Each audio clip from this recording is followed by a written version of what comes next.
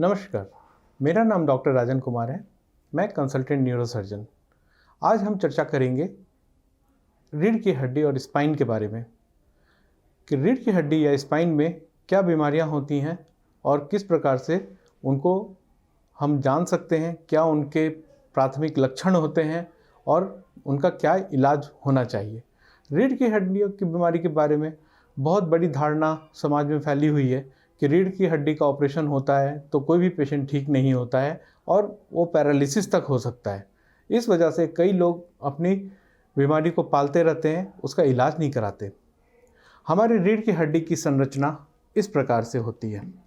इधर हमारा ब्रेन होता है, ये रीढ़ की हड्डी का सर्वाइकल स्पाइन का हिस्सा जो गर्दन की हड्डी का होता है, ये डॉर्सल स्पाइन जो पीठ की हड्डी का है, और ये लंबर स्पाइन जो पीठ के कमर की हड्डी का है, और ये सैक्रम। तो ईश्वर ने हमें इतनी सारी रीढ़ की हड्डियां दी हैं। रीढ़ की हड्डियों के बीच में डिस्क होती है जो कि शॉक अब्जॉर्बर का काम करती है। अब उम्र के साथ क्या होता है कि जब हम स्पाइन के ऊपर में इतना उपयोग करते हैं, हर वक्त स्पाइन का यूज़ होता है, और आज की जीवन शैली में स्पाइन का सबसे ज़्यादा मिसयूज़ भी होता है। लोग गलत तरीके से गलत पोस्चर में बैठते हैं, गलत पोस्चर में टीवी मोबाइल देखते हैं और कंप्यूटर पे बैठ के काम करते हैं। वर्क फ्रॉम होम की वजह से भी स्पाइनल डिजेनरेटिव डिस्क डिसऑर्डर की समस्या बहुत ज़्यादा बढ़ गई है। तो बैक केयर बहुत कम हो गया है, जिसकी वजह से जब ये जो डिस्क होती है ये डिस्क प्रोलैप्स कर जाती है, जिसको हम लेमन टर्मिनोलॉजी में स्लिप डिस्क बोलते हैं।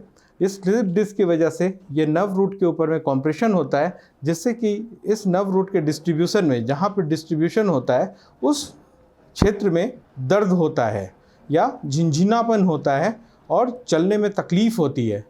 अगर ये सर्वाइकल डिस्क की समस्या है तो सर्वाइकल रेडिकुलोपैथी और सर्वाइकल माइलोपैथी होता है, जिसमें स्पाइनल कॉर्ड के दबने की वजह से चारों हाथ पैर में कमजोरियाँ आती हैं।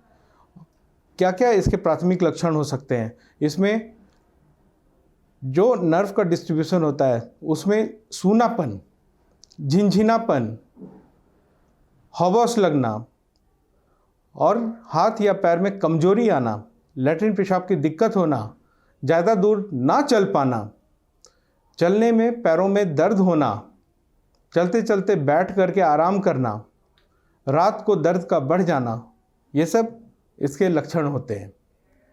अभी हर स्पाइन में ऑपरेशन नहीं लगता है।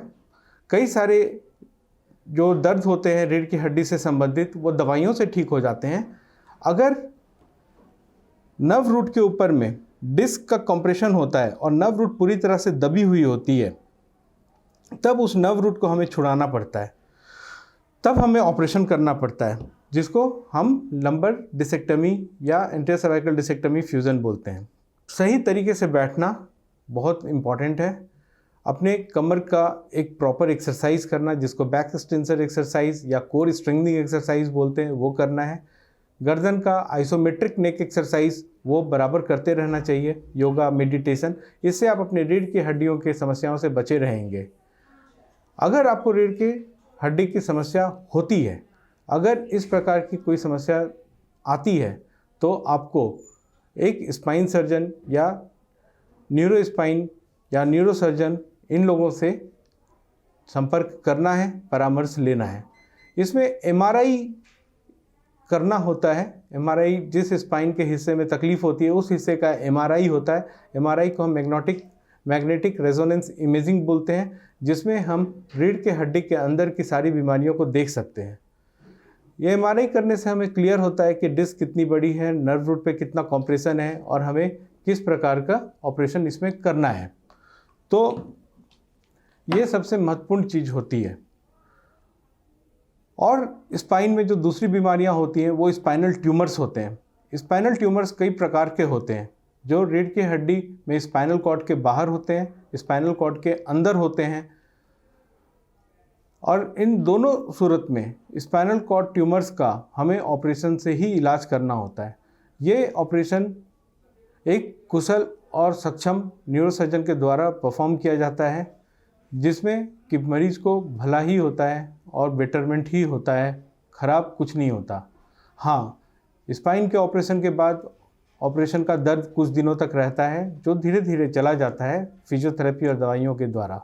धन्यवाद।